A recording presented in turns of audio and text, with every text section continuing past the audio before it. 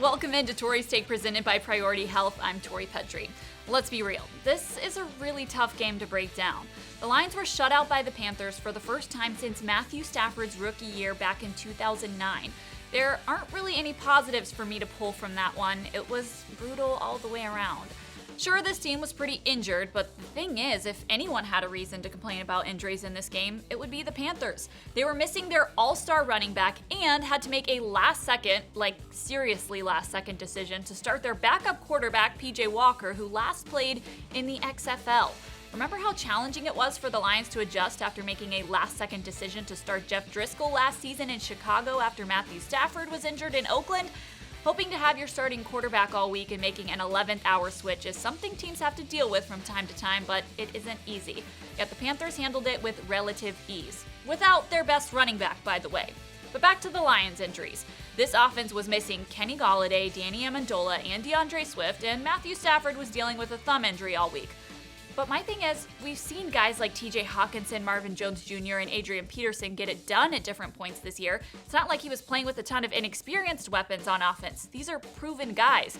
Yet the offense could not get going. They tried hard to establish the run early, but it wasn't working. The offensive line had an uncharacteristic game, giving up 5 sacks after keeping Stafford upright in the run game, cruising against a talented Washington line stacked with first-round picks last week. Offensive coordinator Darrell Bevell talked earlier in the week about how Frank Ragnow and Taylor Decker were worthy of Pro Bowl berths. Ragnow had an unusual bad snap that led to a fumble, and Decker gave up a couple of sacks in a year where he hadn't given up a single one to that point and was playing his best ever football. I don't really have an answer as to why that was. The bottom line is that the offense is supposed to be the strength of this team, and yesterday they were held scoreless. That simply shouldn't be happening, and I know the players on the offense would say the same thing. They need to turn the page and quick after that discouraging loss to prepare for a Texans team on Thanksgiving Day that's coming off a win over the Patriots. The Lions own this Thanksgiving Day game. It's their tradition, and you want to be able to play well on the national stage on the holiday that your team is associated with. Let's get to your questions today, starting with this one from Rob Boots about a crucial moment in this game. He asks, would you please go into exactly why the Lions received the illegal formation call? As a refresher, this was a 51-yard touchdown to Marvin Jones Jr. that was wiped off the board because of an illegal formation call. To answer the question, the penalty was called on Jones because the Lions had too many players on the line of scrimmage. Jones, the receiver, was covering up TJ Hawkinson, the tight end on that side of the line. If Jones had lined up off the line of scrimmage and not directly in line with the tight end, Hawkinson would have been uncovered and it would have been a legal formation. To my understanding, the backwards pass trickery didn't impact the legality of the play.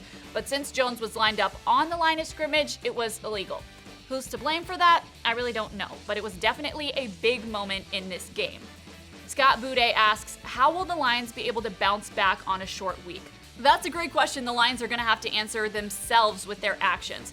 This was a demoralizing loss. No one wants to get shut out, and no one wants to lose to a team that just lost 5 in a row. But as Matthew Stafford insisted after the game, this was just one game, so the team needs to treat it as such. Short weeks are hard in the NFL. Shoot, my schedule is slammed cramming an entire game week into just 3 days, and I'm not even prepping to play anyone. These short weeks are not easy on teams, and it's gonna take some real power of will to put this one behind them and completely out of their minds. If there's anything positive, though, it means the Lions have an opportunity to get the bad taste out of their mouths on Thursday by getting a win over the Texans. We'll see if they are able to do that. And finally, we'll go to our extra point where we take you around the league. This week's memeable moment came from Sunday Night Football when Derek Carr made this terrifying face straight at NBC's cameras. Everyone had something emo to say about this screen grab, but the best might be the fact that Carr tweeted the photo himself after the game with the caption, "On to the next one," after the Raiders lost in a good fight against the Chiefs. I love it when guys can laugh at themselves. That's it for Tori's Take presented by Priority Health this week. From Xfinity Studio, I'm Tori Petry.